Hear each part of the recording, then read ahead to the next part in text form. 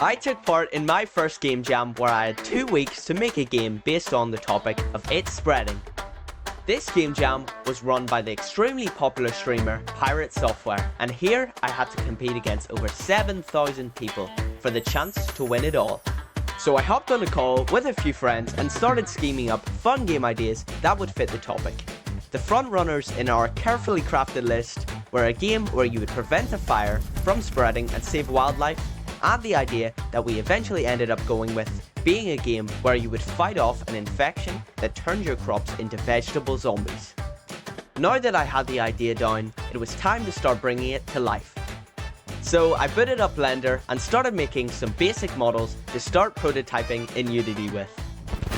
Okay, I lied. I spent 3 days making all the final models, which is probably the wrong workflow, but it's now day 4 and I'm finally booting up Unity.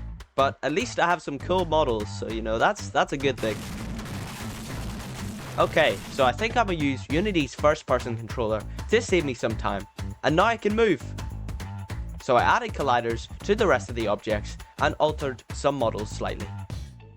I then chose what objects I wanted to be interactable. So I made the door animations work, and then I made the usable items liftable, and there may have been a few bugs present at this moment, but we will worry about this later. After I got those bugs fixed, I decided to move on to the main mechanic for this game jam, the infection. The infection starts off randomly by infecting a few tiles, then the tiles around that tile become more susceptible to the infection. Hence the spreading topic. If 4 tiles in a 2x2 grid become infected, a spawner of that plant type forms. These spawners spawn the enemies in my game, and right now they just can't be standing still, so it's time to make the AI. Now, I thought that making the AI for the game was going to be the hardest part, but it actually wasn't too bad, as I made use of Unity's nav mesh agent thing, slapped it onto the potato, did a bit of coding, and it worked perfectly. Okay, maybe not perfectly, but with a bit of tweaking the potato code, it now shoots the infected spores correctly. For the carrots, I wanted to make them lean back and charge towards the person to stab you. And I think I've just created my newest nightmare monster, as this thing is so creepy and fast. The final vegetable zombie I had was the turnip, who does not attack the player, but instead finds the closest healthy tile and infects it by injecting himself into the ground. So now with all the enemies done, I went on to making the usable items actually do stuff. So now the gun shoots, the axe now hits, the shovel now digs, and so on. The pesticide now provides a decent bit of infection prevention, and accompanying it with the watering can for a slight buff can help slow down the spread of infection. With these done, most of the mechanics for my game were now finished, but as I later found out, I still had a lot to do. I went on to creating a cool day-night cycle for the game, and added some sound effects to make the game really start to feel good and pop. My friend also made some music for the game, and it slaps. It really helps to add atmosphere to the rounds and makes it feel like a proper game. So at this point the game is feeling good, but I needed to add some UI.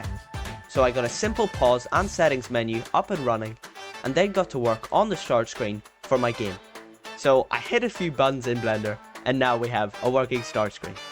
I then thought maybe I should have something to explain some of the lore behind the monsters.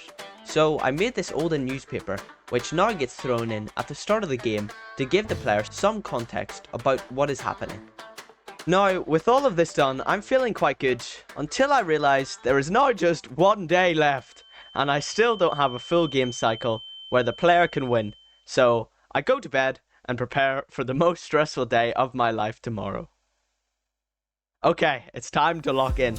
So I got to work on the actual game cycle. I wanted the player to have to survive 5 in-game days, and then they will receive the antidote to kill the infection. Each day the infection gets slightly more aggressive, making it harder for the player to reach that 5th day. I made some UI for when the player dies, for when the infection takes over, for when the day ends, and when the player reaches the end of the 5th day and gets the antidote. With all of this done, it was time to get my friends to do some playtesting. So I shipped it over to them for some much needed balancing response.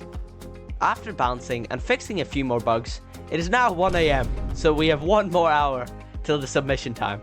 So, you know, time flies when you're having fun. So I got a logo for the game, customized a few of Unity's build settings, and built the game. I was quite pleased at this point, and with just half an hour left, I went to submit my game. And I realized that I had sort of pushed off some important things to the side. One of them was the game design document, and the other was the itch page. And you know, this is where the panic really started to set in. You see, I did have a draft game design document from when I was originally designing the game, but my brain thought it would be a good idea to make a new one, which I currently haven't finished. So I went and quickly typed one up, and then I rushed to get a basic itch page up. With the time closing in to the 2 AM deadline, I go to submit the game, and boom, we made it! I cut it close, but we managed to submit it on time. With everything considered, I'm very pleased with how the game turned out, even with the few small bugs the game had. It can be surprising what you can do in such a small amount of time, so hopefully this may encourage you to even take part in your first game jam, as I learned so much from mine. Now over the past 2 weeks, I've been able to iron out the rest of the bugs and add a few new features to the game, so if you want to check it out, I'll leave a link in the description as it is free on itch right now. And if you enjoyed the video, make sure to like and subscribe so you can be notified about my next game dev projects. But until then, it's bye for now.